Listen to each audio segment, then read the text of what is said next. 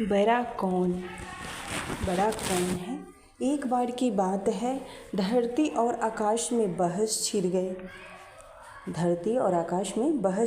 धरती इस बात पर अड़ गई कि अगर वह न होती तो आकाश को कोई पूछता नहीं। आकाश भी इस जिद पर अकड़ गया कि अगर वह न होता तो धरती किसी के रहने लायक नहीं रहती। बढ़ते बढ़ते बात इतनी बढ़ गई कि दोनों एक दूसरे से बोलचाल बंद कर दी। इसका नतीजा यह हुआ कि धरती ने अपनी नदियों को वाष्प बनाने से मना कर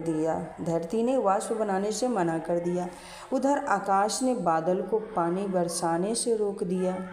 दोनों अपनी जिद पर अड़े रहे, लेकिन उनकी जिद के चलते कुछ ही दिनों में धरती और आकाश दोनों जगह खलबली मच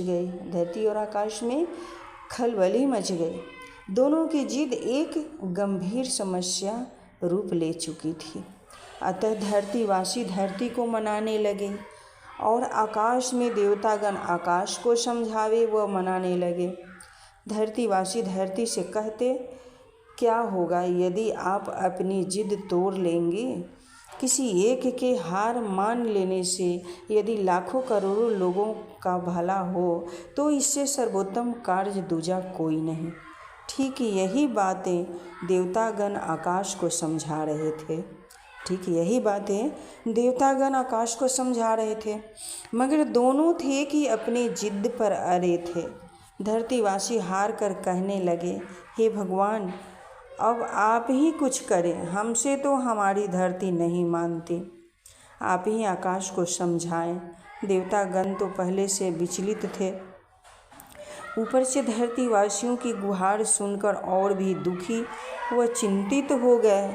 अंततः देवतागण समस्या के समाधान हेतु देवों के देव महादेव के पास पहुँचे। उन्होंने अपनी समस्या महादेव को सुनाई। समस्या सुनते ही कुछ सोच महादेव देवताओं से बोले, आप सब एक सभा का आयोजन करें। सभा में धरती व आकाश को भी आमंत्रित करें। समस्या का समाधान वही होगा। सभा आरंभ हुई। सभी अपनी अपनी जगह विराजमान थे और धरतीवासी नीचे से आसमान में इस सभा को देख रहे थे। धरतीवासी देख रहे थे।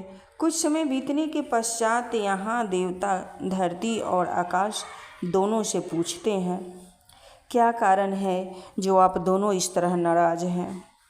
तब धरती कहती है कि मैं आकाश से बरी हूँ। अर्थात मैं न रहे तो आकाश को कोई पूछेगा नहीं, जबकि आकाश कहता है कि वह मुझसे बड़ा है। अर्थात वह नहीं होता तो धरती प्राणियों के रहने लायक नहीं होती। महादेव हमें बताने का कष्ट करें कि हम दोनों में बड़ा कौन है, तो हम अपनी जिद छोड़ देंगे।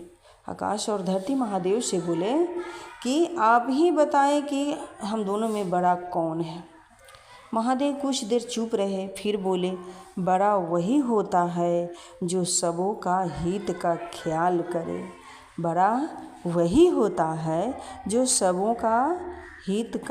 हितों का ख्याल करे।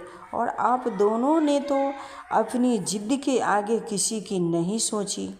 अतः आप दोनों में से छोटा इस संसार में ब्रह्मांड में कोई नहीं। आप दोनों से छोटा कोई नहीं।